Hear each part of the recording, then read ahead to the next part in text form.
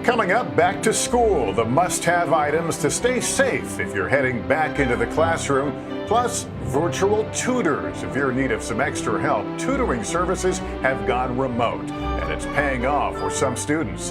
And inspiring kids. These teenagers are setting an example for all kids to follow. Their story just ahead. This is NBC Nightly News, Kids Edition. All right, and welcome to Nightly News Kids Edition. It's great to be back with you. I took a little time off for vacation. I hope you and your families had a safe and enjoyable holiday weekend. We've got some pretty cool stuff coming up today, including a group of teenagers we can't wait to introduce you to who are really doing something amazing in Chicago. But first, one of our top stories we continue to cover is the coronavirus. New cases continue to pop up every day in the United States. And as more kids head back to school this week, health officials continue to stress the importance of staying safe. And we know that means, of course, the mask wearing and the social distance and making sure those hands are clean. And that's where we start today with your questions. And joining us now is our friend, Dr. John Torres. Dr. John, our first question is about getting back to the classroom. Hi, my name is Marcus, and I'm from Denver, Colorado. My question is, if we do go back to school, what would be the most likely safety precautions that we would take? And, Marcus has a great question, but for some kids, the safety precautions might be actually just doing school at home. For other kids, it's going to school and taking certain precautions. And for a lot of kids, it's going to be in between, doing school at home and sometimes going to school in a building itself. But when you're in the building, follow the guidelines that the teacher and the staff have down for you. So you're going to notice certain things.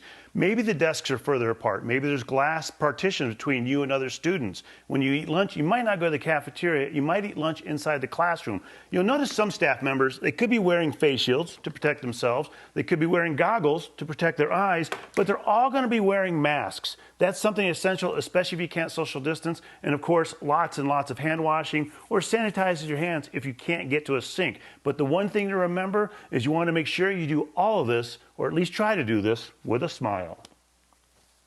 And our next question comes up from time to time, especially during some of these hot days we've had lately, Doctor. Here it is. My name is Shervin. I'm 7 years old, and I'm from Illinois. Can coronavirus spread it through water? Kids Edition's the best. Oh, thanks very much. Well, Dr. John, we hear this question a lot. Is there any new thinking on coronavirus and water?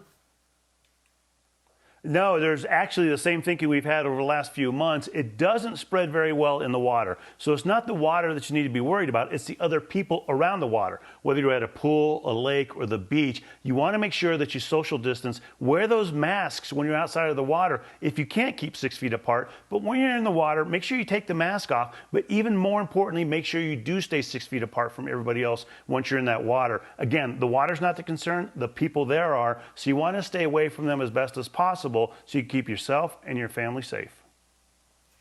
All right, Dr. John Torres, thanks so much as always. Well, we know many of you are back at school. For some of you, that means being in the classroom. For others, it's learning remotely at home. And we also know that school can be tricky at times, especially right now. Well, a couple of young women are going the extra mile, lending their knowledge to students who need a little extra help at home. Natalie Morales has details. Going to school from home is hard, but when your parent spends all day helping those sick with the coronavirus, it can be even harder. That's why UCLA graduate Mackenzie Lowenstein started Frontlines Tutoring to help those already helping others. I can't imagine, working 12-hour shifts day and night trying to fight this virus, and now you're in charge of your child's education as well. Mackenzie's organization offers free virtual tutoring to the children of healthcare workers. In just a few months, it's grown to include more than 200 tutors all across the country. I've had parents just cry tears of joy to me that they found this resource. It's tough wearing every single hat in the house. Ryan Raskin and his partner Hector, a pharmacist, were feeling overwhelmed trying to keep their young sons on track during virtual learning. Now twins Trevor and Tristan get weekly help in reading and math. I like Ethan a lot, and he helps me with my math.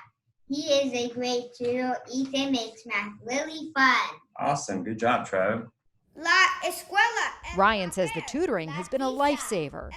The timing of it was just great. We were really at a time of need for it and was very appreciative of it.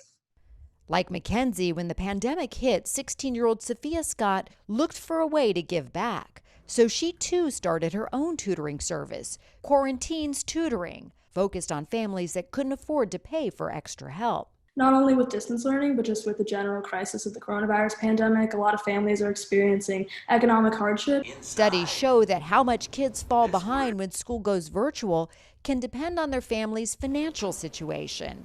And students who need the most help often get left behind. Our tutoring service is completely free to make sure that your financial status never impacts your academic achievement ability. The structure of the plasma membrane is Quarantines Tutoring now works with dozens of students across the country, making sure they have access to the extra help they need to succeed. There are so many inequities that have been created by the coronavirus pandemic, and I think just depending on where you live and what's needed in your own community, you can really find so many opportunities to get involved and help the people around you. 2 inspiring young women helping families in need. I do want to do 8 plus 6. And making sure students excel at school, no matter where it is this year. All right, Natalie, what an awesome idea. Thanks. Finally, we want to take you to a neighborhood in Chicago where a group of teenagers saw a need and sprung into action. Here's Kevin Tibbles with that. How many you want to eat? 5. Farm fresh goodness in an inner city food desert. Are there very many places to buy fruits and vegetables in Austin? No, this is the exact reason why we're here. Welcome to the Austin Harvest Market, set up and run by high school students on Chicago's west side. What is a food desert? It is a place where there are very few grocery stores selling nutritional foods like fruits and vegetables. You're looking at a place where liquor stores outnumber grocery stores. Probably somewhere around 15 to 16 liquor stores and maybe only 2 to 3 supermarkets at best.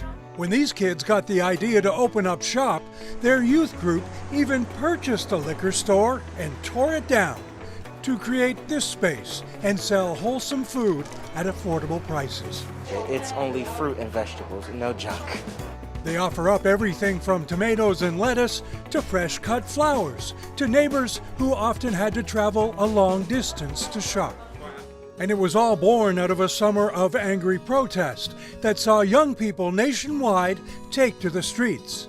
These kids wanted to continue by inspiring positive change. This is one of our ways to fight social injustice and to really make Austin the best representation of the people that live here. We brought fresh produce, fresh flowers for the community to come and eat, so hopefully we're getting everybody to eat healthier. Former Chicago Bears linebacker Sam Acho assisted with the startup costs and was there on opening day. Not only are they getting jobs and getting paid and bringing healthy food into their communities, but they're also changing a stereotype. So many people have a negative stereotype of Black people in America. So what does this place represent to you? Fresh and fresh. Hope, renewal, growth. Young people filling bags with so much more than just a nutritious meal. It gives us a work experience for in the future, so that we'll already know how to work in public places and be professional. Setting an example for all kids to follow. An oasis where good things are bound to grow. Man, that is such important work they're doing. Kevin, thanks very much. Well, that's going to do it for us. Parents, just a reminder, if your child has a question, send a video to us at nightlynewskids@nbcuni.com. We want to hear from you guys. Thanks for watching, everybody. Please take care of yourself and each other.